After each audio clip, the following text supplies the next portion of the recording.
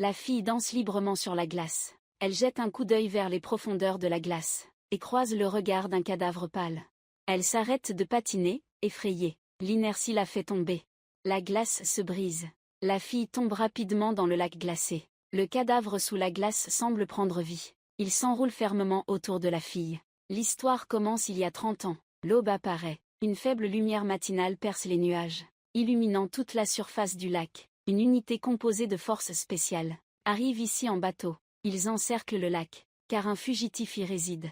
Il est le chef d'une secte. Il y a peu, une lycéenne, Roxane, a été assassinée. Le meurtrier a enduit son visage de cendres sans fumée. Tout le monde soupçonne que le meurtrier est le chef de la secte. Les forces spéciales arrivent dans une villa à la campagne. Le chef de la secte se tient à la porte. Il voit les forces spéciales. Il ne montre aucune résistance, mais regarde fixement devant lui, les yeux vides. Puis il s'agenouille.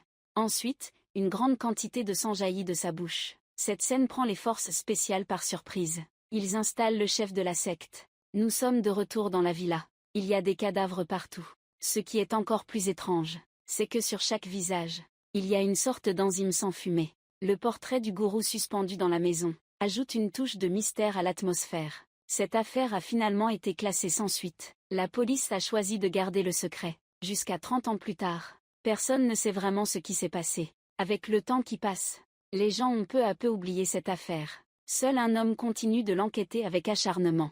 Il est convaincu qu'il y a quelque chose de louche derrière tout ça. Cet homme a une fille. Elle s'appelle Ada. Ada a un secret. En apparence, elle est une jeune fille inoffensive. Mais en réalité, c'est une hackeuse extrêmement talentueuse. Un jour, le père d'Aïda était en train de parler avec elle au téléphone, quand il a soudainement aperçu un homme mystérieux apparaître sur le siège arrière de la voiture. Ensuite, Aïda n'a entendu que des bruits de lutte entre les deux hommes. Après un moment, son père n'a plus fait de bruit. Aïda a essayé d'appeler son père, mais le téléphone a été raccroché. Elle a alors cherché l'adresse IP de la disparition de son père, et a découvert qu'il s'agissait d'un magasin de traîneaux. Il a également utilisé ses compétences de hacker pour accéder à l'ordinateur de son père, et y a trouvé des photos de James, un employé du magasin de luge. Ensuite, Ada a mené une enquête sur cet homme. James avait été arrêté il y a 6 mois, pour des transactions illégales et emprisonné. Ada le trouvait très suspect. Quand elle est arrivée au magasin de luge, pour confronter James nie en bloc les accusations. Ida, voyant qu'elle ne peut rien tirer de lui, n'a d'autre choix que de partir. Juste après, une femme portant un chapeau entre dans la boutique. Elle dit à James que sa luge est restée en haut de la montagne, et lui demande de l'aider à aller la chercher. Une fois arrivée dans les montagnes enneigées, la femme avoue qu'elle n'a jamais perdu de luge. C'était juste un prétexte pour être seule avec James. Son véritable but était de lui faire sa déclaration. James a repoussé les avances de la femme. Il ne voulait pas perdre son travail à cause de ça. La femme est redescendue de la montagne, furieuse.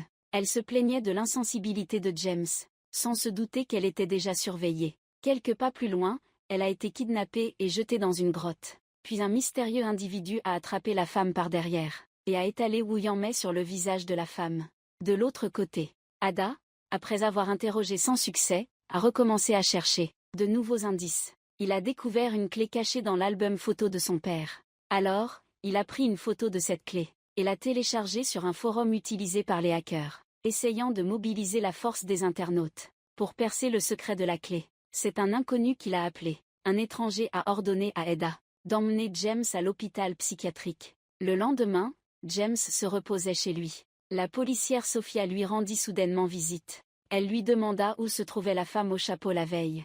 Grâce aux caméras de surveillance, on avait enregistré une scène où James discutait avec la femme dans un magasin, ainsi qu'une scène où ils escaladaient une montagne ensemble.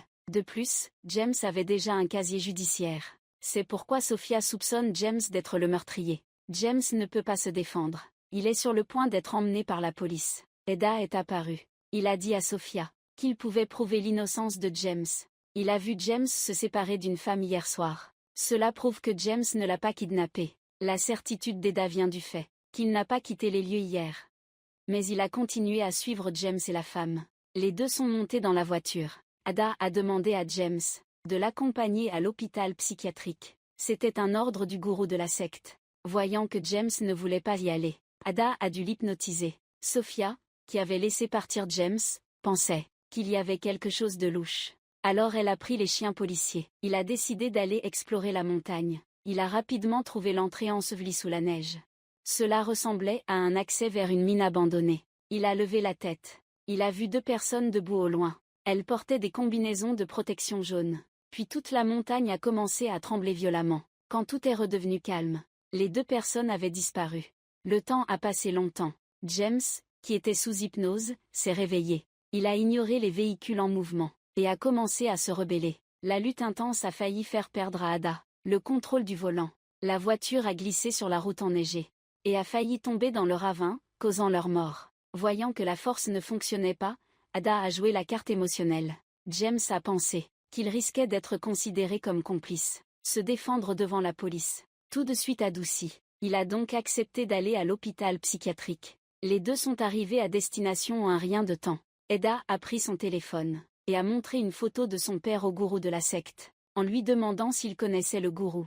Mais il a juste regardé fixement devant lui, sans répondre. Mais quand James est entré dans son champ de vision, il semblait être une autre personne. En parlant à James Nan, il disait qu'il rêvait souvent de James, et le qualifiait de fils prodigue. La mère de James avait erré dans la lumière et la nuit. Mais peu importe combien de fois elle l'a conseillé, elle n'a pas pu changer son destin d'être dévorée par la nuit. Et la nuit continue de se répandre sans retenue. James a attrapé le chef, pour lui faire révéler plus de détails.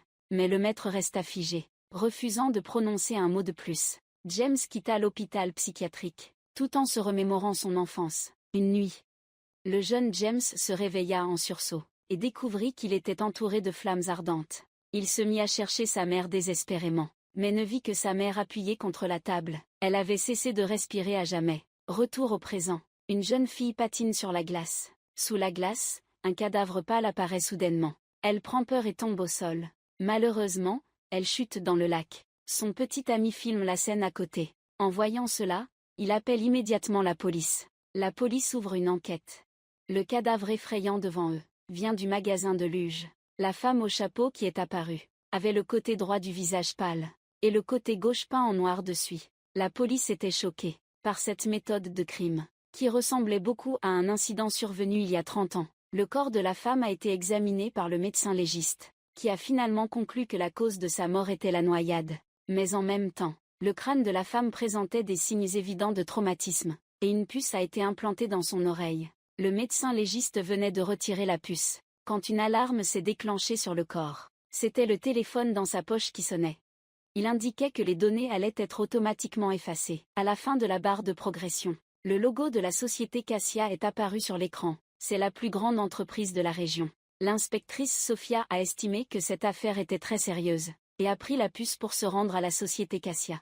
Mais la réception n'a pas accepté son intrusion. Sophia a dû montrer la puce via la caméra de surveillance, et lui parler à distance. Si les dirigeants veulent récupérer leurs affaires, qu'ils viennent le chercher. Aïda est rentrée chez elle depuis l'hôpital psychiatrique. Elle a allumé son téléphone pour vérifier les questions qu'elle avait postées sur le forum des hackers. Les hackers sont très puissants et répondent en masse. Ils ont donné une adresse à Aïda. Aïda s'est rendue à cette adresse et a découvert qu'il s'agissait d'un entrepôt au nom de son père. L'entrepôt contenait des équipements et cachait le chef d'un culte, ainsi qu'une vidéo d'interview de Juliette, la mère de James. Il a pris la vidéo et a trouvé James. Ils ont regardé la vidéo ensemble. Dans la vidéo, Juliette affirme que la mort de Roxane était un meurtre. Cet homme n'est pas le chef. La Roxane dont il parle est la lycéenne assassinée il y a 30 ans. Le père d'Ada partage le même avis. Peut-être que le père d'Ada sait quelque chose. Il a été victime de la vengeance du véritable meurtrier. James a entendu parler de tout cela, et a de nouveau repensé à l'incendie de son enfance, qu'il avait vécu. Une explosion soudaine interrompit leurs pensées. Ils se sont échappés, ignorant totalement que sur la montagne au loin, un homme masqué les observait. Cette explosion était certainement intentionnelle, ce qui prouve indirectement que les indices qu'Ada recherchait étaient corrects. Il a appelé son bon ami Paul, et les a emmenés, lui et James, à l'entrepôt de son père. Paul a demandé à tout le monde d'être prudent, parce que sa sœur est l'officier de police Sophia. Son beau-frère est également policier. La vidéo contient une scène où des forces spéciales arrêtent des adeptes. Cela a attiré leur attention. Dans la vidéo, à part un petit garçon, tous les adeptes sont morts de manière étrange. Et parce que Denny, le policier qui avait arrêté les adeptes à l'époque, souffre maintenant de la maladie d'Alzheimer. Il est donc difficile de connaître l'identité du garçon. La plus grande probabilité dans cette affaire est que les parents du garçon soient toujours en vie. Ils ont emmené le garçon en fuite. Peut-être qu'ils complotent pour continuer à promouvoir la secte, pour empêcher que cela ne se produise. Eda a de nouveau choisi de se tourner vers la puissance du réseau. Il a posté la vidéo sur un forum de hackers. Soudain, il ressent une sensation d'étouffement. Les deux l'ont accompagné à l'hôpital. À ce moment-là, dans l'hôpital psychiatrique, un événement inattendu s'est produit. Le gourou s'est mis à frapper sa poitrine devant le miroir. Les autres patients de la clinique ont également commencé à suivre, en se barbouillant le visage de peinture et en se frappant la poitrine. Mais cette scène s'est arrêtée net, lorsque l'infirmière est apparue. Le gourou a repris son comportement habituel. Assis sur le lit, l'air absent. Ida, qui a été transportée à l'hôpital, a été programmée pour une opération. Le chirurgien en chef est un ami de Paul. Il ne voulait pas révéler l'état de santé d'Ida aux deux hommes. Ils ont vu qu'Ida n'était plus en danger de mort. Les deux cessent de poser des questions. La nuit est tombée. L'oncle de James vient le chercher en voiture pour le ramener chez lui. Dans la voiture, James ne peut s'empêcher de demander à son oncle si sa mère, Juliette, avait participé à des activités éducatives. Son oncle élude la question et ne lui répond pas directement. En arrivant presque à la maison, sa tante se tient à la porte et agite frénétiquement la main. Bloquer le véhicule pour qu'il ne puisse pas avancer. Un homme masqué est apparu. Il s'est introduit chez eux sans permission, et a fouillé grossièrement leurs affaires. Il semblait chercher quelque chose.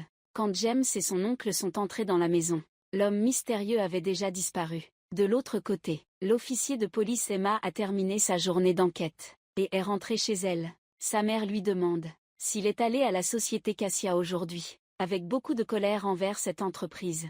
À l'époque, Sophia était enceinte, mais elle a fait une fausse couche peu après. La mère de Sophia soupçonne que c'était un complot de la société Cassia. Elle avait appelé tout le monde à s'opposer à Cassia. Ida, qui vient de terminer une opération, dort profondément, et rêve soudainement de son père. Elle a montré une vidéo à Eda. Dans la vidéo, Eda est emmenée dans une secte. Les gens ici baissent la tête en silence. Soudain, une femme émerge de l'eau. Elle donne à Eda une cassette vidéo. Puis Eda se réveille en sursaut. Il prend son téléphone et découvre qu'il y a déjà une réponse sur le forum de hackers. La chanson folklorique chantée par le petit garçon dans la vidéo vient du Canada. Par coïncidence, l'endroit où se trouve la balade a été le théâtre d'une disparition. Un homme a envoyé sa femme et ses enfants dans une secte locale. Mais cela ne lui suffisait pas. Il a ensuite envoyé son fils dans une secte en France. Cet homme était le 13e disciple du chef de la secte. Un internaute a même fourni une photo de cet homme. Il est très probablement le meurtrier de Roxane. Il est également très probable qu'il soit le ravisseur du père d'Aïda. Le garçon a fugué à l'âge de 15 ans, puis il a commencé une vie d'errance, pour finir par mourir de froid. Et l'officier chargé de l'enquête à l'époque souffre maintenant de la maladie d'Alzheimer. Le policier Denis est tranquillement en train de regarder la télévision, quand soudain, une personne masquée apparaît à la fenêtre. Denis est terrifié. L'infirmière écoute sa description et sort pour vérifier, mais ne trouve rien. Elle pense que Denis a une crise. Elle ne s'en préoccupe pas trop et retourne dans la chambre. Mais soudain, une personne mystérieuse réapparaît et lui couvre la bouche. Un coup de feu met fin à la vie de l'infirmière. À ce moment-là, Paul et James sont à proximité. Ils veulent parler au policier Denis, mais entendent soudain le coup de feu. Ils se sont précipités en courant. Ils ont rapidement alerté la police. Paul a raconté à l'agent Sophia les détails de l'incident. Après avoir écouté, Sophia s'est approchée de Denis. Elle lui a demandé s'il savait qui était le meurtrier. C'est alors que James a sorti une photo. C'était une photo qu'Ada lui avait donnée récemment, celle du père du petit garçon. En voyant la photo, Denis a paniqué. Ils affirment que la personne sur la photo est le meurtrier. James emmène ensuite la policière à l'hôpital. Le groupe explique l'origine de cette photo. Mais Sophia pense qu'il y a beaucoup de contenu faux sur Internet. Elle leur conseille de ne pas croire aveuglément, pour éviter que le groupe soit victime de représailles du meurtrier. Sophia les menace en disant que s'ils interviennent dans l'enquête, elle les mettra en détention. Mais le groupe ne semble pas avoir peur. Ada décide de se montrer publiquement sur Internet. Divers moyens de révéler sa position, pour attirer l'attention de la main derrière les coulisses. Le cerveau derrière tout cela n'a pas pu se contenir. Ce jour-là, le village organisait une fête hivernale. Ada chantait à plein cœur sur la place. Un homme noir est monté sur scène et a arraché le micro. Il a commencé à insulter la société Cassia. Ses propos ont trouvé un écho auprès de la foule. Ils se sont joints à lui pour protester. car ils étaient tous d'accord pour dire que le poison fabriqué par la société Cassia rend les nourrissons difformes. La serrée Ada a remarqué parmi la foule un mystérieux individu masqué. Il a utilisé un mégaphone pour crier, et a demandé à Paul et James de l'attraper. Quelque chose d'étrange s'est produit. L'homme noir a commencé à cracher du sang. Les gens dans le public ont fait de même, et se sont effondrés en grand nombre. Quelques personnes, avec l'aide de la policière, ont attrapé l'homme mystérieux. James lui a retiré son masque de tête de mouton. À sa grande surprise, l'homme mystérieux s'est avéré être Denis, l'ancien policier. Le poison qu'il tenait est tombé par terre. Alors que l'attention de tous était concentrée sur le poison, Denis s'est échappé. La policière Sophia, agile et rapide, l'a immédiatement poursuivi. Les deux se sont lancés dans une course-poursuite effrénée. Ils sont arrivés à la villa où le crime a eu lieu il y a 30 ans. C'est aussi l'endroit où le culte se rassemblait. Sophia entre lentement dans la villa. Elle voit Denis frapper sur le mur où se trouve le portrait du chef. Puis il enlève le papier peint. Derrière, il y a un cadavre desséché. Denis se prend la tête dans les mains et explique à Sophia que le soi-disant homme masqué mystérieux n'était que son hallucination. Le cadavre devant eux, c'est lui qui l'a tué. C'est le père du petit garçon dans la vidéo. Denis l'a tué parce que le gourou lui avait donné cette mission, comme rite d'initiation. Après avoir accompli cela, il a eu peur que les membres de la secte le dénoncent. Alors il a empoisonné le réservoir d'eau, tuant tous les membres. Cela explique pourquoi, il y a 30 ans, il y avait des cadavres partout à la fin. Il vient de refaire la même chose sous la scène. Il a secrètement empoisonné le public. Mais ce qui est étrange, c'est qu'il n'a pas tué la femme jetée dans le lac, celle qui était apparue auparavant dans le magasin de luge. Cette affaire n'a jamais eu de piste. Après avoir parlé, il a craché du sang. La mort du suspect a eu un impact considérable sur la carrière de la policière. Le commissaire pense qu'elle n'est pas apte à gérer ses affaires. Il l'a envoyée à un poste administratif et lui a donné un long congé. La raison était que la policière souffrait de dépression et était toujours obsédée par une affaire vieille de 30 ans. Le mari de la policière, Bobby, était son collègue, mais Bobby ne l'a pas défendu. Au contraire, il a envenimé la situation, juste parce qu'il avait peur que sa femme le dépasse. L'incompréhension de ses collègues de la police l'a profondément déçu. Il a déposé son arme et son badge et a quitté le commissariat. Lors de la célébration hivernale, l'ex-femme de James est venue avec leur fille pour chercher James. Elle a demandé à James de se remettre avec elle. Mais James, ayant la clé sur lui, n'a pas répondu à sa demande. Le soir, il est rentré chez lui et a interrogé son oncle sur le départ de son ex-femme. Mais on lui a dit qu'elle était déjà partie. La maison d'Ada avait subi une explosion auparavant. Il n'a donc eu d'autre choix que de passer la nuit chez James. James séjourne dans la chambre de sa mère. La nuit, Ida descend boire de l'eau. Elle tombe nez à nez avec la tante de James. La tante avertit Ida de ne plus laisser James enquêter sur ses affaires, car cela pourrait rappeler à James de mauvais souvenirs du passé. L'ex-femme de James, Suzanne, arrive à l'entrée de l'hôtel avec leur fille. Il ne sait pas. Elle est déjà surveillée par un mystérieux individu. Le lendemain matin, Suzanne est en train de régler les formalités de départ. Sa fille disparaît en un clin d'œil. Des pleurs de sa fille se font entendre au loin. Elle suit les pleurs et retrouve sa fille. Le front de sa fille est marqué par des dessins inconnus. Sa fille est dans les bras de Suzanne. Elle répète sans cesse qu'il y a un monstre. Suzanne contacte alors James. En apprenant que sa fille était en danger, James n'a pas hésité à demander à Paul de le remplacer à la boutique de traîneaux, et est allé retrouver son ex-femme. Son ex-femme a dessiné le motif sur la tête de leur fille pour James. Ensuite, la mère et la fille ont été installées chez James sous sa protection. Pendant ce temps, James s'est rendu au studio pour enquêter. Dans l'entrepôt, il a trouvé une cassette vidéo avec le même motif. Il l'a mise en route. Elle a vu sa propre mère, Juliette. Juliette tenait son ventre avec douleur. Le sang coulait abondamment. Puis une femme au visage à moitié rouge s'est retournée. À côté d'elle, il y avait le même motif que sur le front de la fille de James.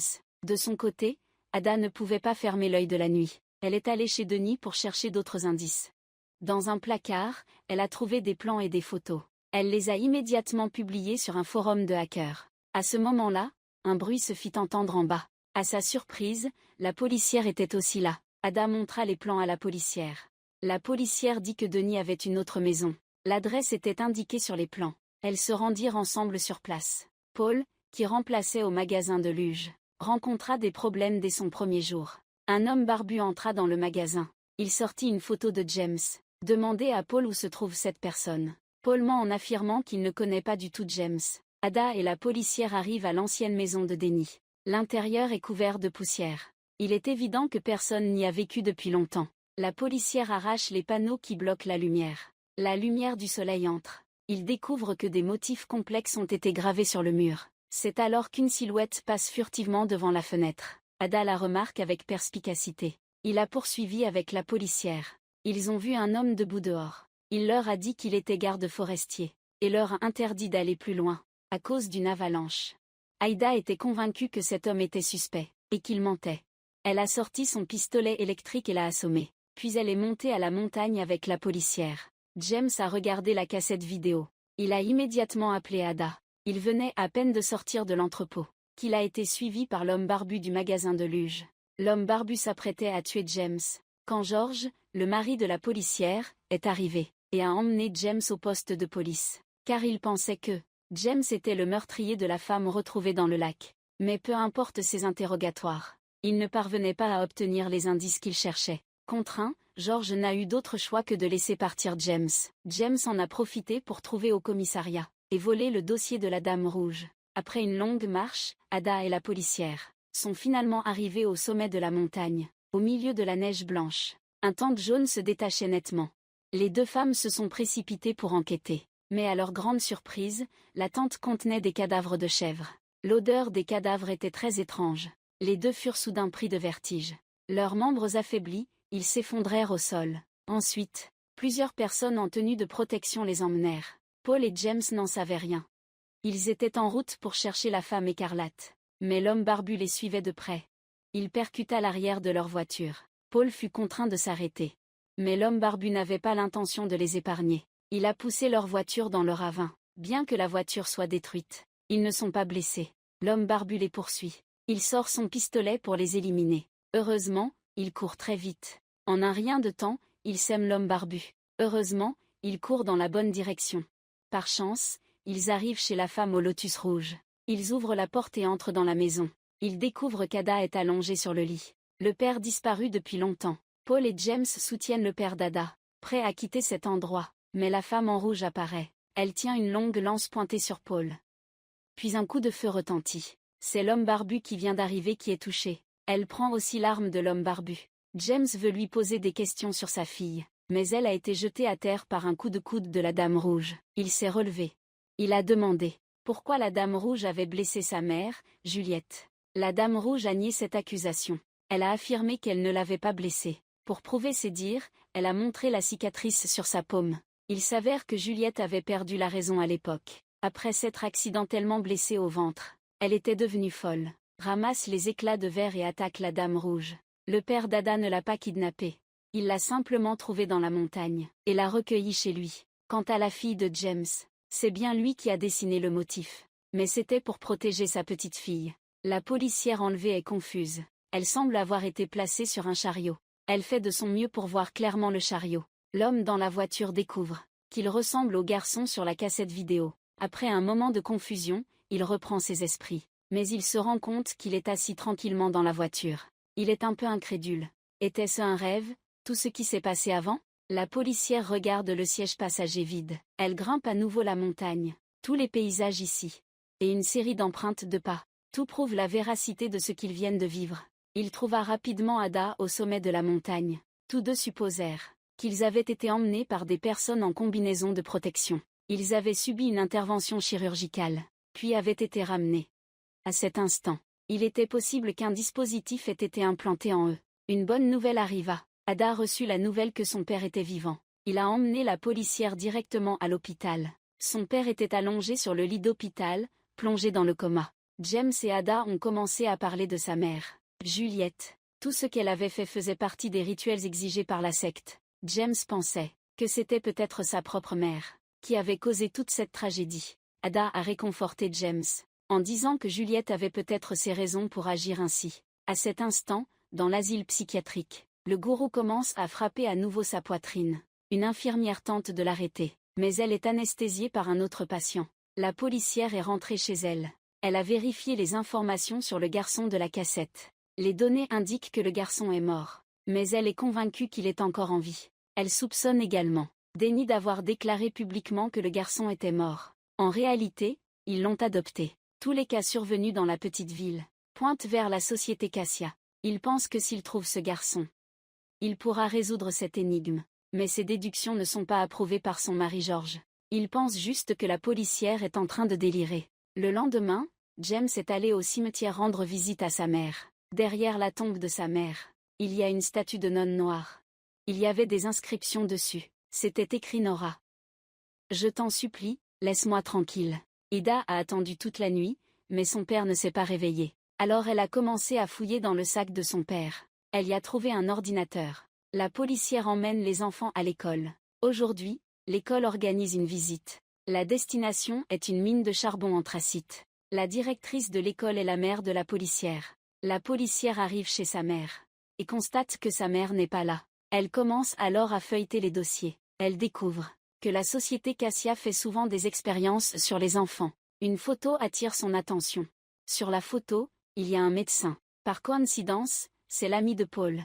À ce moment-là, sa mère apparaît. Elle commence à présenter ce médecin à la policière. Il s'occupait autrefois de traiter la dépression d'une policière. Il a également soigné un bébé-fille mal formé. Mais il a ensuite rejoint la société Cassia. Paul et le médecin étaient en train de voyager dans un camping-car. Soudain, quelqu'un a brisé la vitre du véhicule. Paul s'est levé pour vérifier. Un groupe d'hommes se tenait à la porte. Ils faisaient partie d'une organisation anti-Cassia. Comme le médecin travaillait pour la société Cassia, ils étaient venus le chercher. Ils voulaient emmener le médecin pour l'interroger. Paul et le médecin ont refusé leur demande.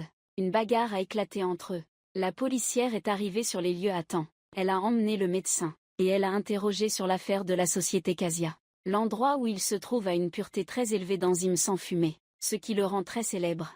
La société Cassia a saisi l'opportunité, et a commencé à exploiter l'enzyme sans fumée ici. En même temps, ils ont découvert un autre trésor ici. Il s'agit d'une bactérie. Cette bactérie peut offrir des effets anti-inflammatoires à l'humanité. Elle est 2000 fois plus puissante que les corticostéroïdes. Cette recherche a été menée par le chercheur Barr. L'entreprise souhaite utiliser cette bactérie pour contribuer à l'ensemble du secteur médical. Barr a donc été chargé de ce projet. Il a commencé par expérimenter sur des moutons. Il a ensuite contacté Paul en secret pour qu'il envoie des patients pour des expériences. Ce qui lui a donné un accès unique à l'institut de recherche. La policière se remémore tout ce qu'elle a vu auparavant. Les tentes jaunes, les personnes en combinaison jaune, et les piles de cadavres de moutons dans les tentes. Peut-être que tout cela est lié à leur recherche. La policière a osé tirer une conclusion. Le cadavre de femme apparu dans le lac auparavant était peut-être leur sujet d'expérimentation. Pour confirmer davantage ses hypothèses, il a supplié le médecin de l'aider à entrer dans le laboratoire. Il a retrouvé le garçon qui avait filmé la vidéo pour le confronter. James est rentré chez lui. Il voulait retrouver cette personne appelée Nora. Son oncle lui a dit que lorsque Juliette était partie à Paris, une femme était venue chez eux pour le chercher. Ça a l'air très urgent. Mais même ainsi, l'oncle n'a pas révélé où se trouvait Juliette. Soudain, le chien de la maison a commencé à aboyer furieusement. Il est sorti et a vu le maître sous le grand arbre. Mais il a disparu en un clin d'œil. Il s'est immédiatement rendu à l'hôpital psychiatrique. En chemin, il a appelé l'hôpital psychiatrique, mais n'a jamais réussi à les joindre. En chemin, ils ont croisé un malade mental. C'était un disciple du gourou. Cela a renforcé la conviction de James. Il n'avait pas rêvé tout à l'heure. Le gourou était bel et bien sorti de l'asile psychiatrique. Ada fouillait dans le sac de son père. Elle y a trouvé les documents sur la compatibilité de la moelle osseuse. Elle s'est de nouveau tournée vers le forum des hackers. Les internautes lui ont expliqué. La date de la compatibilité était très récente. Et le groupe sanguin correspondant à la moelle osseuse est AB. Il ne correspond pas au groupe sanguin O de son père. Il est évident que quelqu'un a usurpé l'identité de son père. Il est en train de se poser des questions. La cassette vidéo à côté attire son attention. Les enseignants de l'école emmènent les enfants visiter la mine. Mais le fils de la policière profite d'un moment d'inattention des professeurs pour s'engager dans un autre tunnel de la mine. Ce qui est effrayant, c'est que la lampe de son casque tombe soudainement en panne. L'obscurité a tout englouti. Il voulait appeler à l'aide. Mais Monsieur E était sur un autre chemin, s'éloignant peu à peu de lui. Soudain, un homme masqué est apparu. Il a crié de toutes ses forces. Heureusement, quelqu'un a entendu et s'est approché. Le mystérieux individu a alors disparu. Le médecin est entré dans les portes de Cassia. Il a dit à la réception qu'il avait besoin d'argent pour récupérer des documents. Ensuite, elle a ouvert une porte pour la policière. La policière a réussi à rencontrer Bud. Bud a dit à la policière que Woo-Yang cachait une énorme énergie.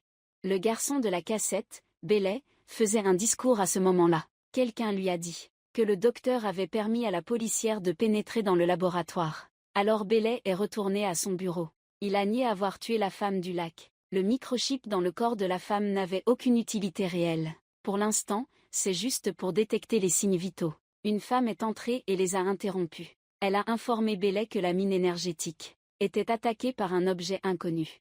Ida a inséré la cassette dans le lecteur. On y voit Juliette, enceinte de plusieurs mois, en train de donner une interview devant la caméra. Puis, la situation a soudainement changé. Elle a donné naissance à une petite fille. Mais il semble qu'elle ne veuille pas de cet enfant. C'est à ce moment-là qu'Ada apprend qu'elle est cette fille. Autrement dit, elle et James sont frères et sœurs. James et Paul arrivent à l'hôpital psychiatrique. Sur le chemin, ils croisent de nombreux patients errants. En entrant dans l'hôpital, les infirmiers regardent impuissants les patients s'enfuir. Ils disent à James que le chef de la secte est à l'origine de tout cela. Cela signifie que le chef est toujours en liberté. Il a pris conscience de la gravité de la situation, et a immédiatement appelé Ada, pour lui dire de faire attention. À peine Ada avait-elle entendu cela, qu'elle vit le chef de culte déjà aux côtés de son père. Dans un élan de génie, elle a brisé la porte vitrée avec un chariot, mais a découvert que le chef de culte avait déjà disparu. Les patients de l'asile s'étaient déjà tous échappés. La chef infirmière est retournée à son bureau, et a vu un visage à moitié. Le patient enduit d'enzymes sans fumée se tenait là. Il a dit à l'infirmière en chef que les deux frères et sœurs ne pouvaient pas survivre. Mais l'infirmière en chef n'a montré aucune inquiétude.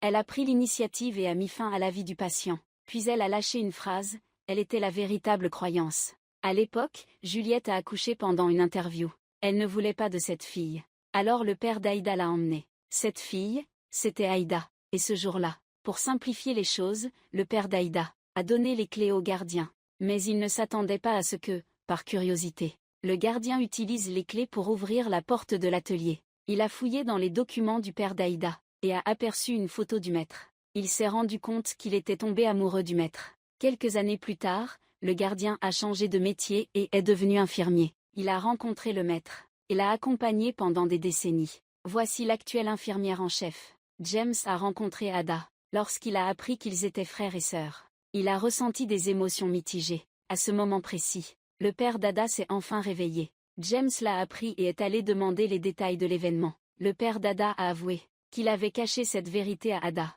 pour l'empêcher de faire quelque chose d'extrême. James a ensuite informé le père d'Ada qu'Ada souffrait de leucémie. Il espérait que le père d'Ada ferait un test de moelle osseuse. La tante de James, en nettoyant la chambre, a trouvé une boîte de cassettes vidéo. Le contenu l'a profondément choqué. L'ancien gardien est entré dans un hôpital psychiatrique, et, après être devenu infirmier, il a retrouvé le chef spirituel. Il l'a convaincu d'accomplir ce que devait faire un chef spirituel, au lieu de rester constamment à l'hôpital psychiatrique. Il a même proposé d'aider le maître à partir. Mais le maître a refusé. L'infirmière en chef, amoureuse mais rejetée, était profondément attristée. Elle savait que le maître avait toujours aimé la mère de James. Elle a fini par adopter une attitude désespérée. Finalement, une nuit, elle a forcé le maître, et est tombée enceinte. Quand James est rentré chez lui, la maison était en désordre, et sa tante, le visage couvert de maquillage, gisait dans une mare de sang. La police est rapidement arrivée sur les lieux. Son oncle, tout juste rentré à la maison, s'est effondré en larmes en apprenant la nouvelle. Il a accusé James, estimant que c'était lui qui avait causé tout cela. De son côté, Ada avait encore du mal à accepter la réalité. Elle a mis le studio de son père sens dessus-dessous, puis il a fait la course sur la route. Malheureusement, il a percuté une barrière. Il a perdu connaissance. Quand il s'est réveillé, le maître était à ses côtés. Il a dit à Ada qu'ils allaient restaurer le monde ensemble.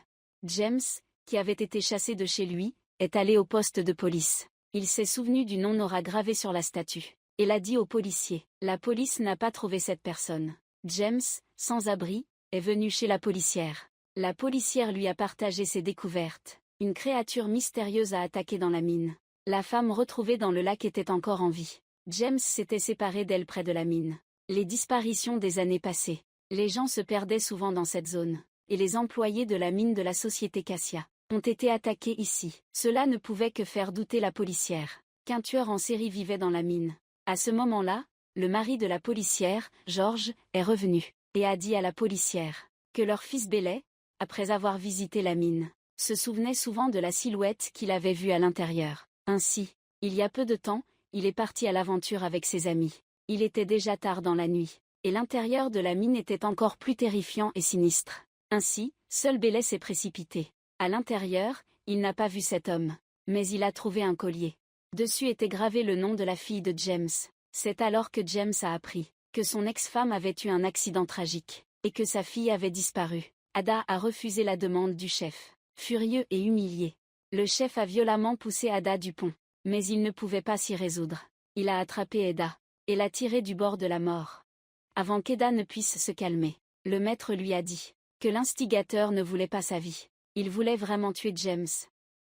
Et pour sauver James, il fallait résoudre le mystère de la mine. Cette année-là, le maître est monté près de la mine. Alors qu'il se reposait, il entendit par hasard des murmures dans la mine. Il s'avança lentement à l'intérieur. Le son devint soudainement strident. Le chef commença à se couvrir la tête et les oreilles. C'est alors qu'il découvrit où il en est. James, à la recherche de sa fille disparue, arriva à la mine avec la policière. Comme la policière l'avait imaginé, les corps dans la mine, la plupart sont des personnes disparues. Soudain, un homme masqué apparaît. Il attaque la policière. À ce moment-là, son mari George arrive. Le meurtrier s'enfuit, mais la policière est blessée. Elle est emmenée à l'hôpital.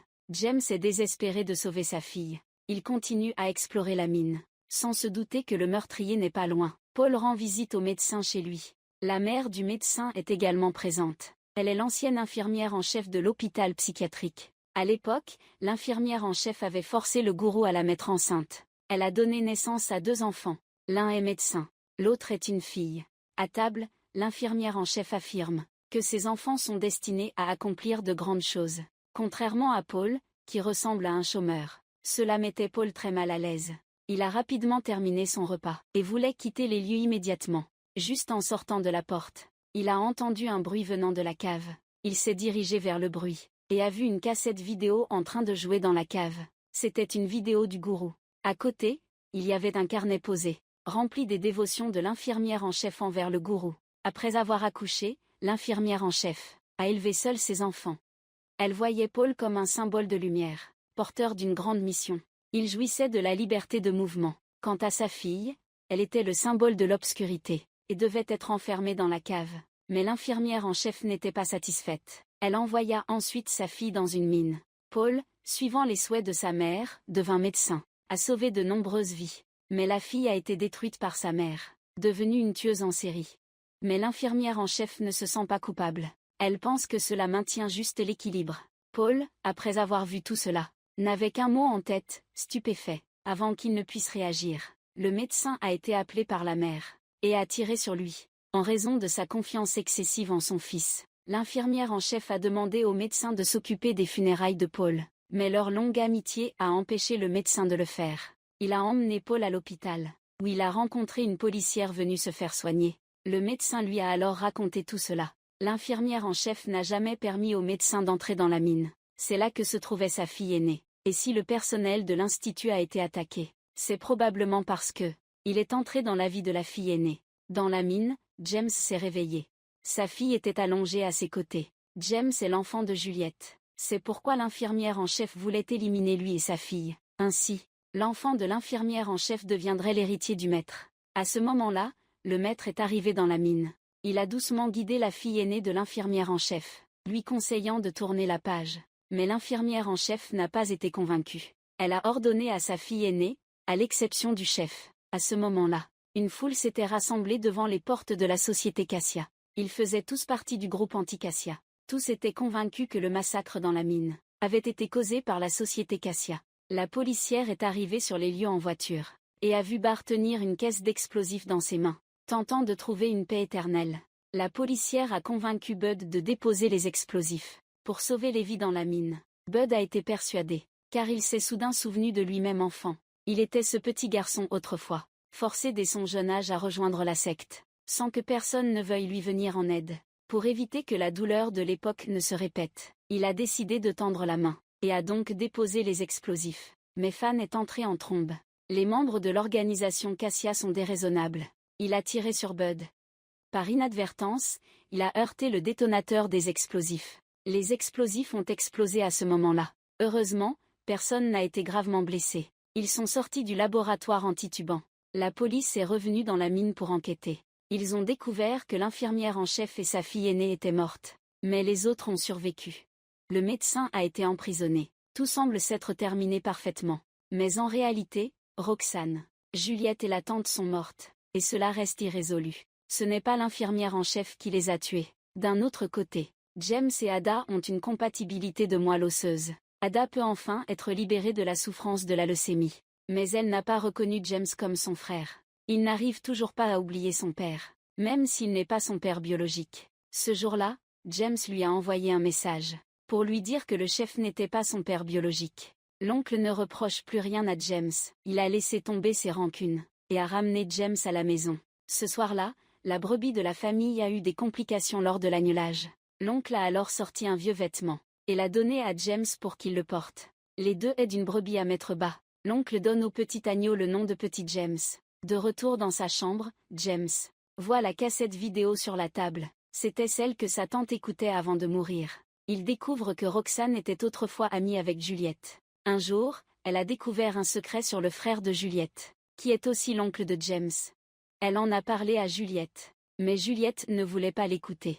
James regarde les vieux vêtements qu'il porte. Sur les vêtements, il y a écrit Nora. Il découvre que son oncle a violé sa mère, et Roxane a découvert toute l'affaire. Pour garder le secret, l'oncle a tué Roxane, puis a appliqué une enzyme sans fumée sur son visage, pour essayer de faire accuser quelqu'un d'autre. Le père d'Ada, étant journaliste, a rapidement découvert la vérité, et a été pris pour cible. La tante de James a été découverte par son oncle à cause de cela. Il a tué sa tante, et l'incendie avant la mort de Juliette a également été provoqué par l'oncle. James, après avoir découvert la vérité, a confronté son oncle.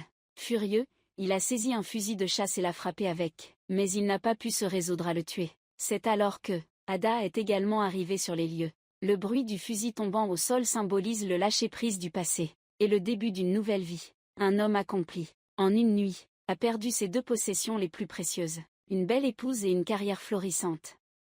Pour cela, il a minutieusement planifié un meurtre. L'homme a choisi de faire tuer sa femme par l'amant de celle-ci. Aujourd'hui, nous allons regarder un thriller américain, Meurtre parfait. Un jeu du chat et de la souris des plus intenses commence. Cet homme s'appelle Steve. Il peut manipuler des milliards de dollars à Wall Street, mais il est incapable de gérer sa propre famille. Récemment, Steve a senti que sa femme était moins affectueuse envers lui. Il a donc engagé un détective privé pour enquêter sur elle. L'enquête a révélé que sa femme prenait souvent le métro pour se rendre dans un immeuble abandonné et isolé. Il s'avère qu'il avait une maîtresse dans l'immeuble abandonné. Le détective a surpris sa femme dans l'immeuble abandonné. Il a pris des photos de sa femme, en train d'être intime avec un jeune homme. Fou de rage, Steve a décidé de tuer sa femme infidèle. La femme de Steve, Emily, était une jeune femme belle et intelligente. Mais surtout, Emily possédait une fortune personnelle de plusieurs milliards. C'est un héritier riche à coup sûr. Ce genre de couple avec une grande différence d'âge, aux yeux des autres, reste très remarquable. En public, ils affichent toujours une grande complicité, mais leur mariage est en crise depuis longtemps. Steve n'est pas seulement âgé, il est aussi uniquement passionné, par son travail et l'argent, incapable de donner à Emily l'amour qu'elle désire. Cela a offert une opportunité à ceux qui en avaient l'intention. L'amant d'Emily s'appelle David, un peintre déchu mais qui sait comment séduire les femmes. Il passe beaucoup de temps avec Emily. Il sait aussi la charmer avec des mots doux pour la rendre heureuse. Emily est complètement captivée par lui. Pendant qu'Emily et David avaient une liaison, l'entreprise de Steve faisait face à une énorme crise. L'arrivée de la crise financière a mis l'entreprise de Steve au bord de la faillite. Il a maintenant désespérément besoin d'une grosse somme d'argent pour combler le déficit. Et l'infidélité d'Emily. Cela rappelle à Steve une chose.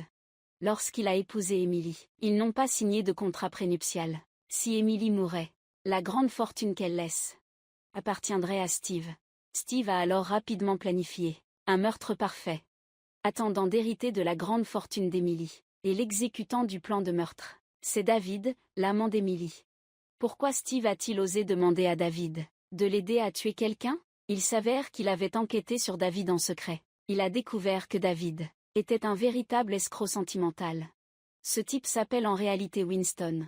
Il vient tout juste de sortir de prison. Pour arnaquer des femmes riches, David a appris à peindre en prison. David a déjà été pickpocket et gigolo. Après avoir découvert que séduire des femmes riches rapportait plus d'argent, il s'est spécialisé dans cette activité. Il n'y a pas longtemps, David, dans une autre ville, sous le couvert d'un entraîneur de tennis, a escroqué l'argent d'une veuve. Et Emily ignore tout du passé sombre de David. Cette fois, David s'en prend à la très riche Emily. C'était juste pour arnaquer et séduire. Steve a été le premier à découvrir la véritable identité de David. Il est allé directement chez David et lui a exposé toutes les informations qu'il avait. Steve a exigé que David tue Emily, en échange de 500 000 $. Si David refusait, il révélerait la véritable identité de David à la police. Et pour les crimes de David, il risquerait au moins 15 ans de prison. Sous la menace et les promesses de Steve, David accepte de tuer Emily. Avant de quitter la maison de David, Steve s'envoie une lettre au nom de David. Le lendemain, David arrive chez Steve avec une grande boîte. Selon le plan, Steve donne d'abord une avance de 100 000 à David. Le plan de Steve est que David agisse demain soir.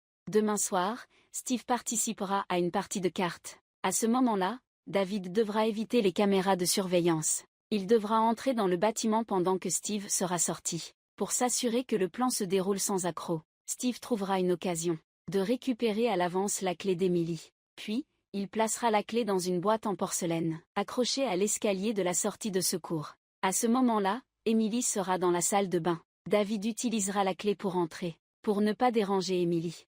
Steve appellera anonymement à 22 h, à la maison.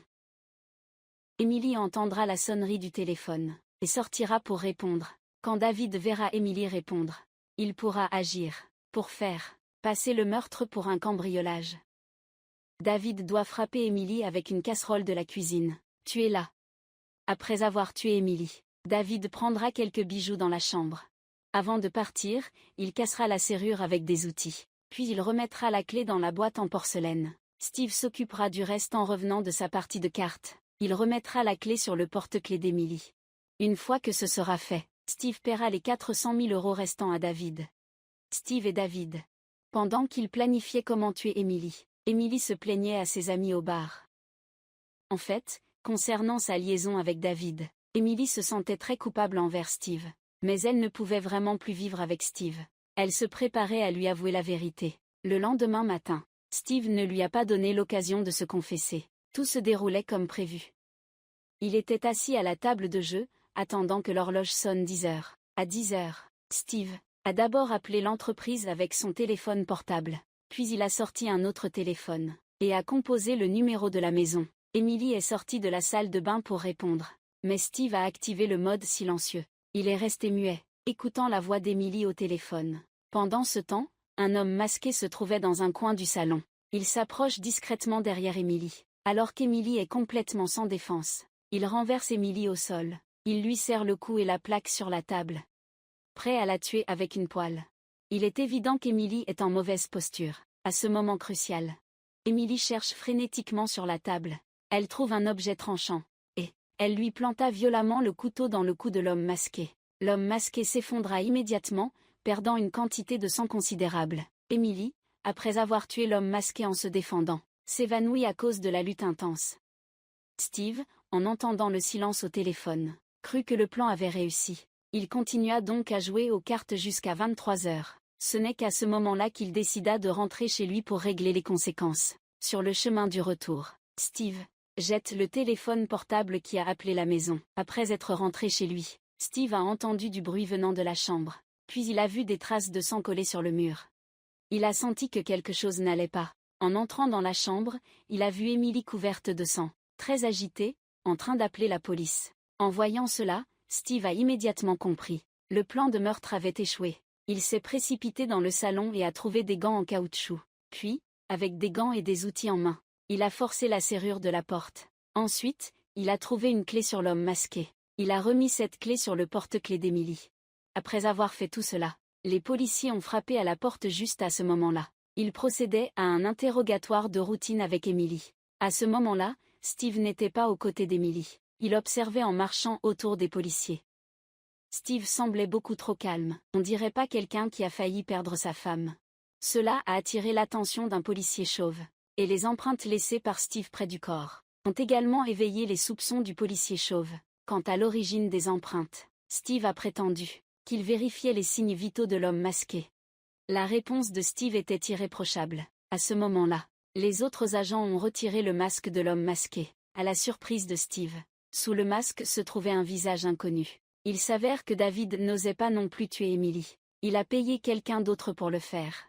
Mais au moment du crime, David était en bas. Quand il a vu la police arriver, il s'est caché parmi la foule de spectateurs. En fait, il ne savait pas si le plan avait réussi. Jusqu'à ce qu'Emily appelle David, pour lui dire qu'elle allait bien. C'est alors qu'il a appris qu'Emily n'était pas morte. L'enquête a révélé que la victime était une récidiviste. Elle avait déjà été arrêtée pour vol. Son casier judiciaire était toujours actif. Il est désormais confirmé qu'il s'agit d'un cambriolage. Et la riposte d'Emily relève de la légitime défense. Emily n'a aucune responsabilité dans cette affaire. Le policier chauve a le pressentiment que l'affaire est plus complexe. Mais il ne trouve aucune preuve. Steve, après avoir coopéré avec les interrogatoires de la police, il a simplement appelé David pour le rencontrer, pour clarifier les choses. Il craignait que David choisisse quelqu'un au hasard qui pourrait le compromettre. Mais David a rassuré Steve. La personne qu'il a choisie est fiable.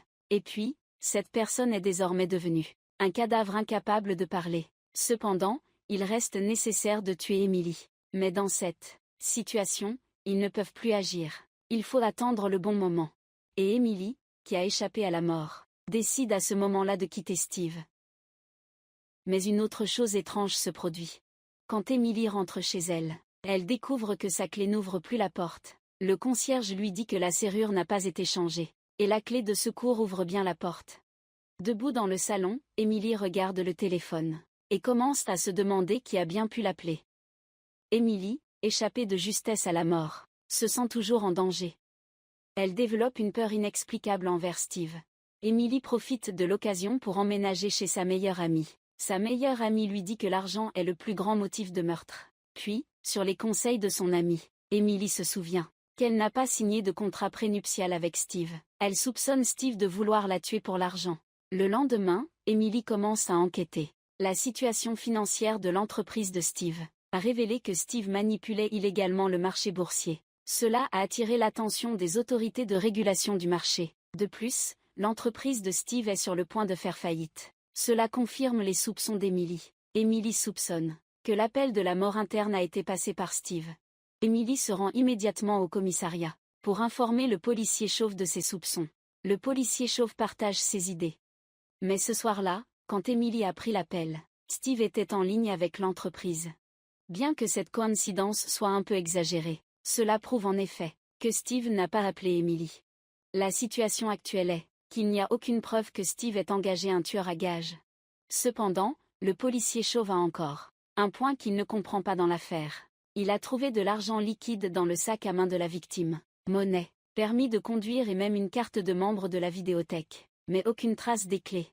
Cependant, le défunt avait besoin de clés pour entrer chez lui. Emily a immédiatement pensé aux clés qui ne pouvaient pas ouvrir sa porte. Emily a pris les clés et s'est rendue chez le défunt. Elle a inséré les clés dans la serrure. Un léger tour et la porte s'est ouverte. Si quelqu'un pouvait échanger ses clés sans qu'il s'en rende compte, Emily ne pouvait penser qu'à Steve.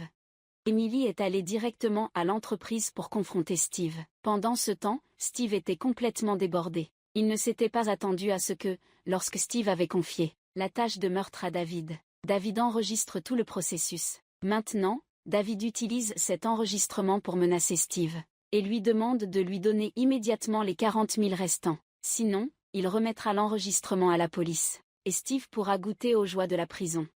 Steve n'aura pas d'autre choix que de se dépêcher de réunir l'argent. Mais dès qu'il retourne à son bureau, il voit Emily assise sur sa chaise, en train de l'attendre. Emily confronte Steve. Elle lui demande pourquoi les clés du défunt se trouvent entre ses mains. Steve sort une lettre de menace qu'il s'était envoyée, au nom de David depuis le bas de l'immeuble de ce dernier, ainsi que des photos intimes d'Emily et David.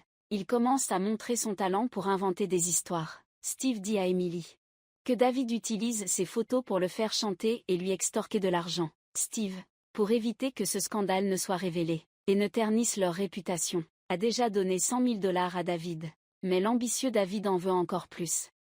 Alors, quand Emily s'est retrouvée en danger ce jour-là, La première réaction de Steve a été de penser que David était venu pour l'argent. Quand il est rentré chez lui, il a vu que la serrure de la porte n'était pas endommagée. Il a supposé que David avait utilisé une clé pour ouvrir la porte, et la clé que David avait devait être celle d'Emily. Parce que David passait souvent du temps avec Emily, David pouvait facilement prendre la clé des mains d'Emily. Si l'infidélité d'Emily était révélée, elle ferait face à de nombreux problèmes à l'avenir. Steve devait récupérer la clé. Il n'a trouvé qu'une seule clé sur le corps. Il pensait que c'était la clé de leur maison, mais il ne s'attendait pas à ce que cet homme ne soit pas David, et il s'est aussi trompé de clé. Pour convaincre Emily de ses dires, Steve a montré les informations qu'il avait recueillies sur David à Emily. Il lui a clairement expliqué que David était un imposteur. C'est à ce moment-là qu'Emily a découvert le vrai visage de David. Emily ressentait encore plus de culpabilité envers Steve à ce moment-là. Elle décide d'aller au commissariat pour porter plainte. Elle veut envoyer David en prison. Steve ne pouvait pas rester sans rien faire. Après tout, si David était démasqué, il serait entraîné dans sa chute. Il continue de manipuler Emily. Si la police découvrait leur infidélité, leur réputation serait complètement ruinée. Comment pourrait-il vivre après cela?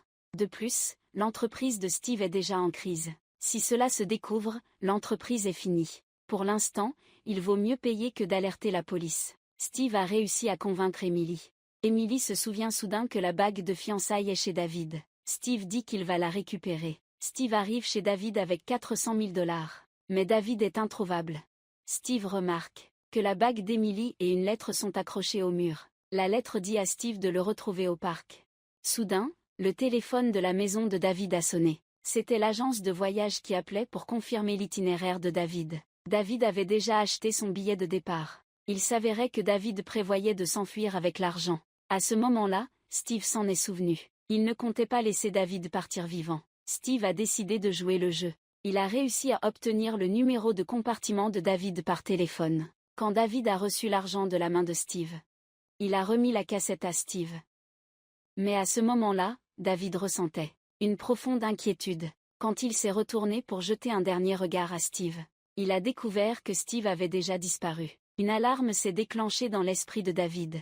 Il a pressenti qu'il était en grand danger. Il a entamé une fuite haletante et pleine de suspense. David se faufilait à travers la foule, voyant des menaces partout autour de lui, jusqu'à ce qu'il atteigne enfin sa cabine dans le train.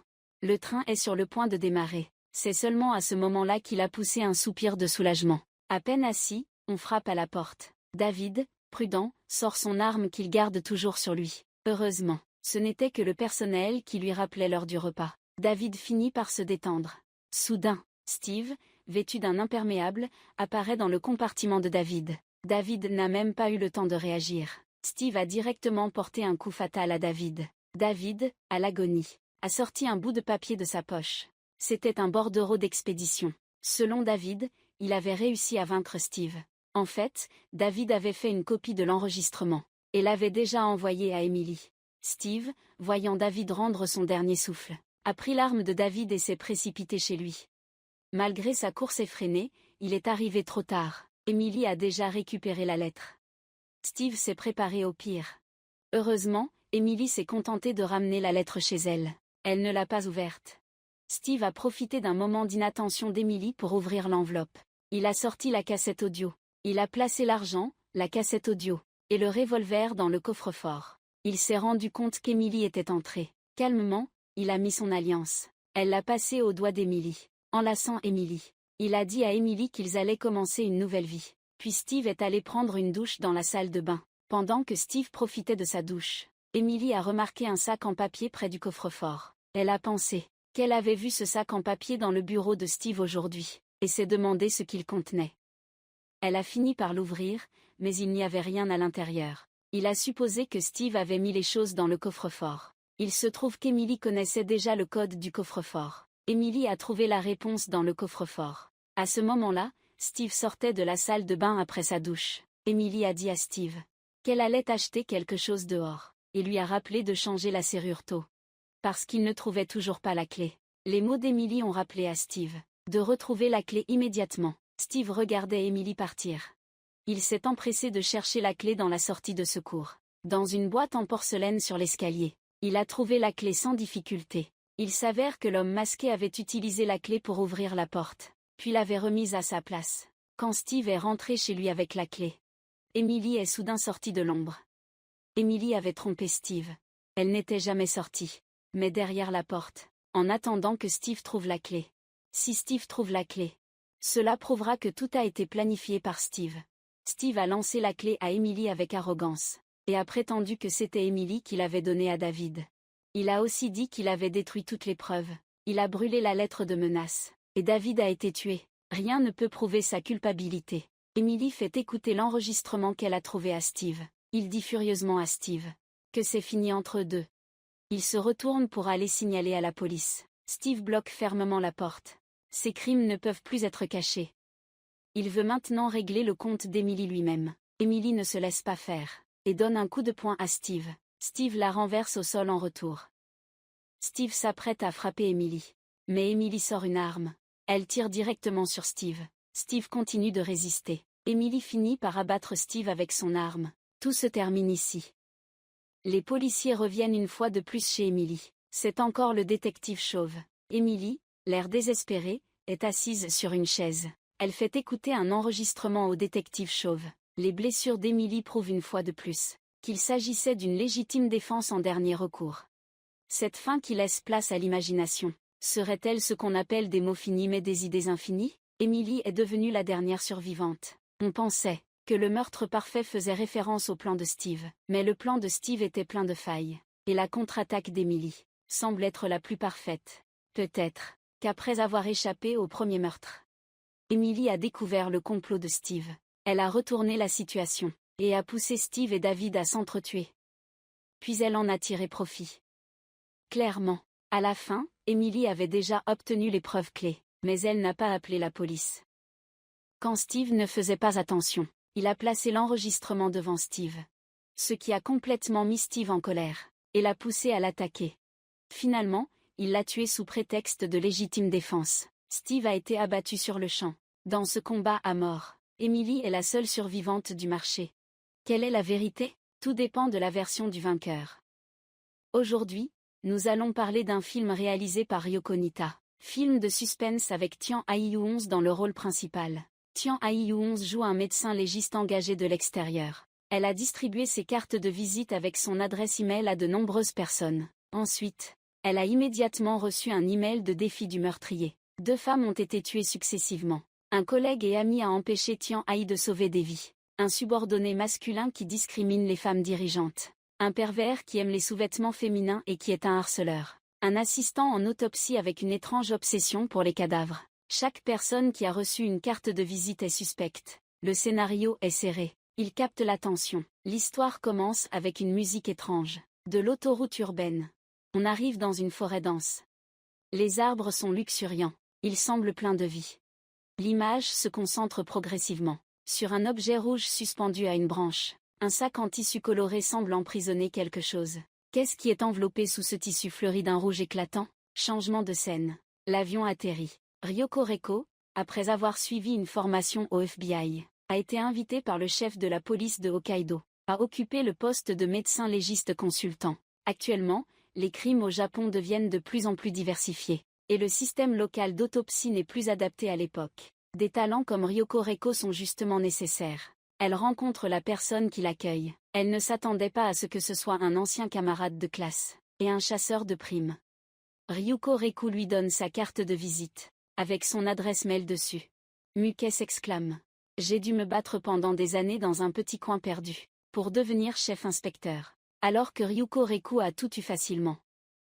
Dans la voiture du retour, les deux se remémorent le passé. Ils ont vécu ensemble à Los Angeles pendant 1 an. Lors de leur rupture, Xiang Jing avait dit que s'ils étaient toujours célibataires dans 10 ans, ils se marieraient. Mais l'homme s'est marié après leur rupture. L'écho a demandé si c'était juste une excuse pour rompre. Xiang Jing a répondu qu'il le pensait vraiment. L'écho l'a directement percé à jour. C'était parce qu'il pensait ne pas être fait pour le mariage, n'est-ce pas? Xiang Jing a conduit la voiture jusqu'au commissariat central. Présente son lieu de travail à l'écho. Muke présente l'identité de l'écho à ses collègues. Ses collègues répondent avec sarcasme. Le commissariat est devenu un endroit où l'on court après les femmes. Quelle décadence! Muke informe l'écho que son histoire fait déjà grand bruit au commissariat. Tout le monde a du mal à accepter qu'une femme devienne leur supérieure dès son arrivée. Ensuite, Muke accompagne Leku jusqu'à son bureau. Leku est arrivé au laboratoire et a rencontré le professeur Gao Gang. Le professeur Gao Gang lui a présenté son assistant. Leku a échangé des cartes de visite avec eux. Et le professeur a ajouté qu'il organiserait une fête de bienvenue chez lui ce week-end.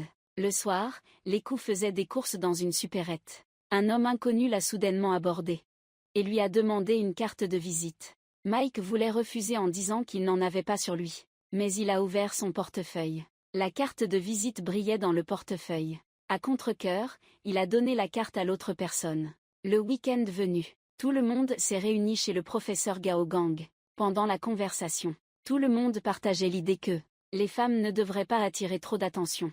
L'assistante a même ajouté: pour une femme, c'est plus facile si quelqu'un lui tend la main. Si elle peut trouver un homme exceptionnel comme le professeur, ce n'est pas beaucoup plus facile que de tout faire seule? Le vieux lion affirme: c'est maintenant l'ère des femmes comme Leku. Ce soir-là, en rentrant chez elle, Leku a reçu un email anonyme. On l'invitait à résoudre le mystère du cadavre. Un code alphanumérique y était joint, NK5414112055257. Si elle ne résolvait pas l'énigme, le corps se décomposerait. Leku a appelé un piège pour en demander la signification. Ensuite, Leku a passé un appel à sa mère. Sa mère a trouvé les mêmes chiffres sur la carte. Après avoir déchiffré les informations clés du mail, Leku s'est rendu à l'endroit indiqué sur la carte. C'était une forêt en périphérie. Leku a levé les yeux. Il a découvert avec stupeur le corps d'une femme pendue à un arbre. La police est ensuite arrivée pour enquêter. Leku a fait une suggestion au commandant sur place. Un périmètre de 10 mètres de diamètre autour de l'arbre devrait être interdit d'accès. Il a mentionné que la victime ne portait pas de sous-vêtements. Il est possible qu'il y ait encore sous l'arbre des sécrétions ou des excréments de la victime. Un collègue proche a affirmé de manière catégorique qu'il y avait des marques de strangulation sur le cou de la victime. Comment une personne étranglée pourrait-elle avoir des sécrétions?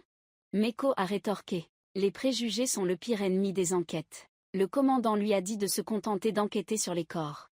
Leku a insisté sur ses responsabilités. Il s'agit d'autopsier et d'examiner la scène. Il ne laissera donc passer aucun détail. Voyant que la dispute s'envenimait, Xiaojing a emmené Leku à l'écart pour le raisonner. Il lui a dit d'arrêter de parler. Même Xiaojing lui a conseillé de ne pas se faire remarquer. On ne peut pas dire tout ce qu'on pense.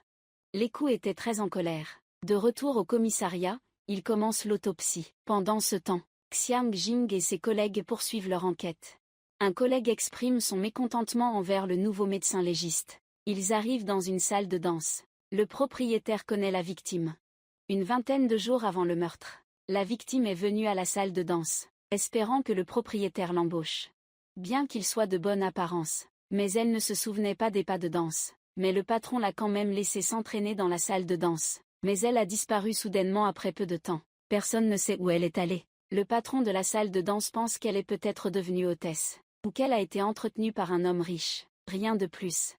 De retour au commissariat, les résultats de l'autopsie étaient déjà disponibles, en tenant compte de toutes les caractéristiques du corps. D'après la rigidité cadavérique, les lividités et la température corporelle, ainsi que l'état de la cornée, on estime que la victime est décédée depuis 6 à 10 heures. Un collègue a exprimé des doutes sur les vêtements de la victime et la corde qui l'attachait. Il y avait encore des traces de pluie tombée avant-hier. Si l'on suit cette hypothèse, alors la victime, encore vivante, aurait été suspendue à cet arbre. Il faut un homme très robuste pour y parvenir. Muke a interrompu les doutes et a proposé son idée. Attacher quelque chose de tranchant à un arbre. Utiliser un outil de maçon ou un pistolet à eau. Accrocher une corde à une branche. De l'autre côté de la forêt, il y a un ravin profond. À l'extrémité d'une corde, attacher quelque chose de lourd et le laisser tomber dans le ravin. Il est très probable que la victime ait été suspendue. Donc, ce ne sont que des hypothèses. Mais il faut aussi envisager la possibilité que le meurtrier soit une femme. Les voix sceptiques persistent. La victime n'a-t-elle pas été étranglée? Neko a alors dit. L'étranglement n'était qu'un déguisement astucieux du meurtrier, probablement pour induire les enquêteurs en erreur. Même si, d'après l'hémorragie cérébrale, cela ressemble beaucoup à une strangulation. Mais aucune trace d'hypoxie cérébrale n'a été détectée. Alors, comment la victime est-elle morte? La conclusion de l'égout, après ses recherches, est qu'elle est morte de peur. Le soir, lorsque Leku est rentré chez lui, il a reçu un nouvel email. Le message indiquait qu'il y avait une énigme sur le corps. Si elle n'était pas résolue, une autre personne mourrait. L'écho a immédiatement passé un appel pour demander une nouvelle autopsie du corps de la victime, inciser l'urètre du défunt, observer longuement avec des lunettes de vision nocturne, analyser les résidus à l'intérieur. La victime a été forcée de boire une grande quantité d'eau, mais rien n'a été trouvé dans son estomac. Et l'écho a également mentionné un autre point. Dans le membre inférieur droit du défunt, il y avait quelque chose de vaguement visible. Une nuit pluvieuse. Le vent et la pluie faisaient balancer les branches des arbres. Le tonnerre gronde. Le vent souffle violemment. Comme si cela annonçait que cette nuit ne serait pas tranquille. Dans la salle d'examen, l'écho et son assistante, Anku Yuangen, procèdent à une analyse. Pendant l'examen, l'assistante demande à l'écho s'il a peur de disséquer des cadavres. L'écho répond qu'il craint davantage les vivants que les morts. Ensuite, les paroles de l'assistant ont fait froid dans le dos. L'assistant a dit qu'il aimait beaucoup les cadavres. Les cadavres sont les plus adorables. Grâce à différentes méthodes, ils ont effectivement découvert des traces biologiques résiduelles. L'assistante a alors téléphoné à un autre assistant spécialisé en biologie. Elle lui a demandé de l'aider dans l'enquête. En attendant les résultats, l'assistante a demandé à Meku pourquoi avoir pensé à observer de cette manière. Meku a répondu qu'il avait pensé à l'affaire des meurtres de Los Angeles, parce que la victime avait écrit quelque chose sur sa main. Mais les traces restantes étaient vraiment trop faibles. Même avec des rayons infrarouges et X, on ne pouvait rien voir. Finalement, cette méthode a permis de les détecter. L'image est devenue progressivement plus nette. Après synthèse, on a découvert que c'était le nom du meurtrier. Au même moment, l'image sur l'écran de l'ordinateur était continuellement agrandie. Et aujourd'hui, c'est justement le 29 juin. À ce moment-là, le téléphone fixe sonne. C'est le retour de l'archer. Ce qui a été détecté dans le corps, ce sont des larves de crevettes vivant dans le lac Ziu. Après avoir appris la nouvelle, l'écho décide de se rendre au lac Ziu en voiture. Mais cette nuit-là, la pluie était trop forte. La route était inondée. La voiture de l'écho s'est retrouvée coincée en chemin. L'écho appelle la police pour demander de l'aide. Xiang Jing lui dit que la route est déjà fermée. Ils partiront ensemble demain. Le lendemain, l'écho et Xiang Jing se rendent ensemble au lac Ziu. Il y a une dizaine de tentes au bord du lac. Ils ouvrent la tente numéro 06. Ils découvrent le deuxième cadavre de femme. De retour, l'écho rapporte la cause de la mort. La victime a été anesthésiée par injection dans la colonne vertébrale. Après l'effet de l'anesthésique, la victime a été très effrayée. Quand il a commencé à se débattre violemment, la pression cérébrale a augmenté, causant la mort par peur. Mais cela n'a pas encore été prouvé. Cependant, l'heure de la mort est également passée de 6 à 10 heures. La mort des deux victimes a laissé une chance de sauver pour l'écho. C'est un défi lancé par le meurtrier à l'écho. L'inspecteur accuse l'écho de manque de compétences. L'écho est allongé dans la voiture, abattu. Xiang Jing vient demander des nouvelles de l'écho. L'écho dit que s'il avait découvert plus tôt, il aurait peut-être pu sauver les deux personnes. Xiang Jing sort la liste des personnes à qui l'écho a donné sa carte, et il dit à l'écho que c'est son devoir, et qu'il fera de son mieux. L'écho arrive à la salle de danse, retrouver le patron de la salle de danse, dans l'espoir de trouver un point commun entre les deux victimes, et obtenir des indices de la part du patron. Le patron a déclaré que c'était pour détruire des femmes fières comme l'écho, qu'ils avaient tuées, peut-être dans l'espoir d'avoir une occasion de tuer les femmes qu'ils détestaient. Il y a beaucoup d'hommes qui haïssent les femmes. Il existe des hommes qui font peur, bien que tout le monde dise qu'ils aiment les femmes. Au fond d'eux-mêmes, ils les détestent. Sous les lumières envoûtantes, les danseuses bougent librement leur corps. Le patron dit encore que le corps des femmes est magnifique. Mais certains hommes ne voient pas cela comme une beauté. L'écho semble avoir compris quelque chose. De l'autre côté, Xiang Jing et ses collègues ont découvert l'identité de la deuxième victime. La société avait à utiliser le permis de conduire pour cacher son âge. La fille n'a que 19 ans. Son domicile et son adresse sont à Fukuoka. Pourquoi quelqu'un de Fukuoka viendrait-il à Hokkaido? Que venait-il faire ici? Reiko regardait la photo sur le permis de conduire, et a remarqué un détail suspect. Le défunt portait des lentilles de contact correctrices, mais sur la photo du permis, il ne portait pas de lunettes. Le soir, au bar, Reiko a révélé sa découverte à l'inspecteur. Il n'y avait aucune trace de manipulation sur les corps des deux victimes. Un pervers ordinaire ne se contenterait pas de voir une femme mourir sous ses yeux, pour être satisfait. Mais ce meurtrier a choisi de maintenir une certaine distance avec la femme, tout en la laissant mourir dans la souffrance. Il semble qu'il n'y ait eu aucun contact physique. Cela montre que le meurtrier déteste profondément les femmes, surtout les femmes qui suscitent facilement des fantasmes. L'écho a également exprimé ses doutes. Pourquoi la route vers le lac Ziu n'était-elle pas bloquée? Mais Xiang Jing a menti. Xiang Jing a avoué. En fait, il s'inquiétait que l'écho rencontre des dangers en y allant seul, après leur séparation. L'écho, rentrant seul chez lui, a été suivi et attaqué. Au moment d'ouvrir la porte, la bouche et le nez de l'écho ont été couverts par un mouchoir. L'écho semblait avoir été assommé. C'était l'homme du magasin de proximité, qui avait demandé la carte de visite de l'écho. L'homme s'est approché pour déboutonner la chemise de l'écho. À ce moment-là, l'écho a soudainement ouvert les yeux. Il a maîtrisé le harceleur et a appelé la police. Quand la police a emmené l'homme, ils ont découvert. Il s'avère que l'homme n'était qu'un pervers qui aimait les sous-vêtements féminins, et non le véritable meurtrier. Le lendemain, Xiang Jing est rentré chez lui avec l'écho pour dîner. En réalité, l'écho n'a jamais cessé de penser au piège. Mais après avoir traversé un carrefour dans leur vie, ils étaient destinés à suivre des chemins différents. Xiang Jing ne pouvait vraiment pas rester dans la maison. Finalement, l'écho a décidé de quitter la maison de Xiang Jing. Un autre jour, dans le laboratoire, Xiang Jing a passé un coup de téléphone. Exposez votre raisonnement. Si les lentilles de contact ne contiennent rien, alors cherchez ce que les lentilles peuvent voir. C'est dans la tente. Ils sont retournés une fois de plus à la tente près du lac. Avec leurs lampes de poche, ils ont inspecté l'intérieur de la tente. Mais ils n'ont rien trouvé d'utile. Reich est retourné chercher ses outils de détection. Xiang Jing est resté dans la tente pour attendre. Sur le chemin du retour au laboratoire, l'écho a croisé son assistante qui s'apprêtait à partir. L'assistante a demandé à l'écho comment avançait l'enquête.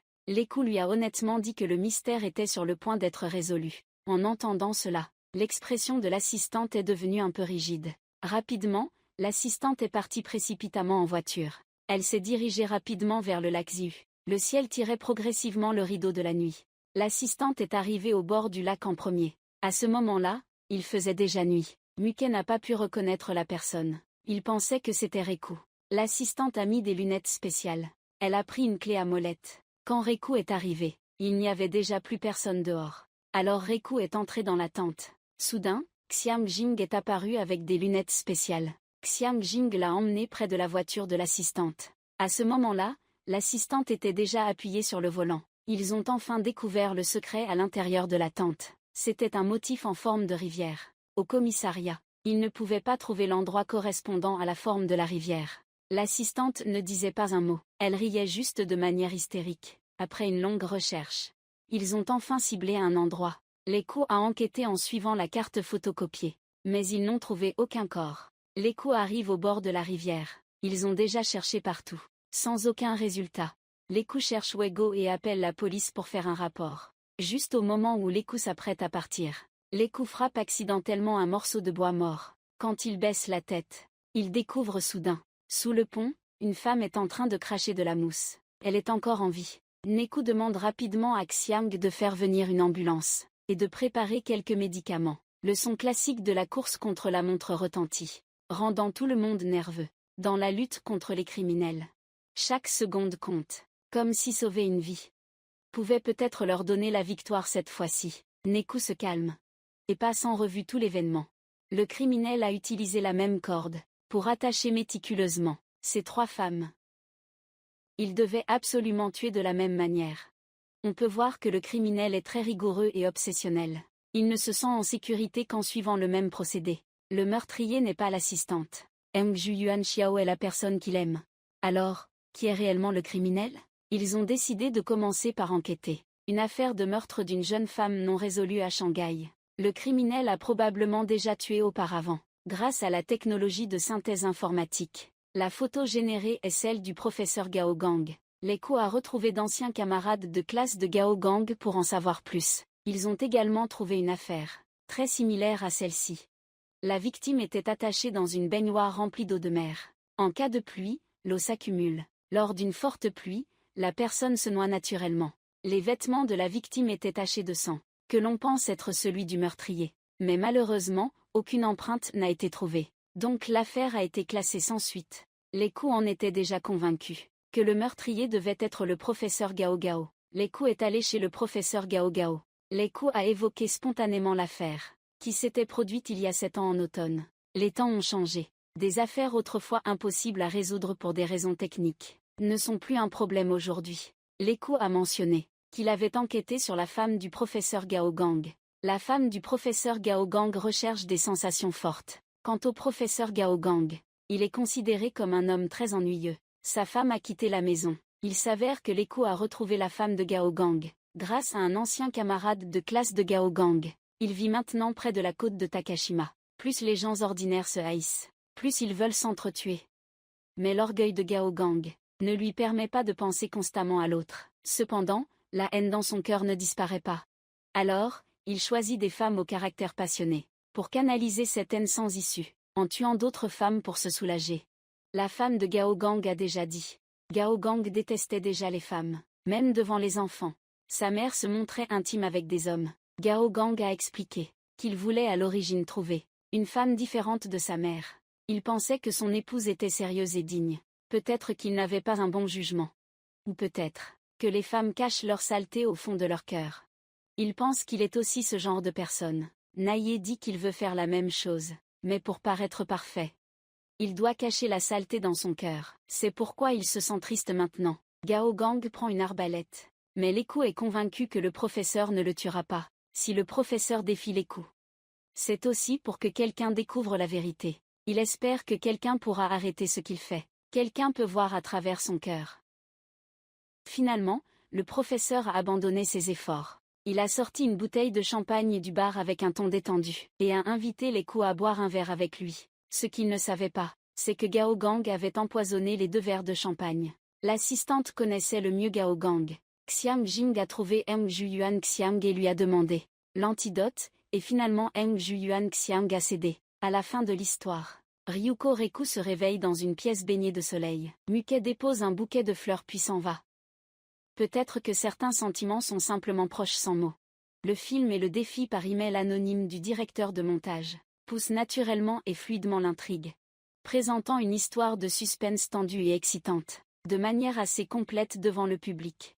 En même temps, Ryuko Reku, en enquêtant sur l'affaire, reflète également les contraintes que les femmes japonaises subissent dans la société. Même une femme aussi exceptionnelle que Ryoko Neko ne peut éviter de faire des compromis face aux règles invisibles imposées par la société. Le succès professionnel ne fait qu'attirer les jugements des autres. À travers les différents éléments de l'intrigue, on peut percevoir la réflexion du réalisateur sur la condition féminine. Une femme porte toujours un poids trop lourd, et se retrouve souvent impuissante face à de nombreuses situations. Tout comme dans le film, YY admire Reku pour sa réussite professionnelle, et Reku souhaite pouvoir vivre dans une maison chaleureuse, en attendant le retour de son mari. Être une femme est une situation. Cette phrase est une description trop vraie. Comment concilier famille et carrière?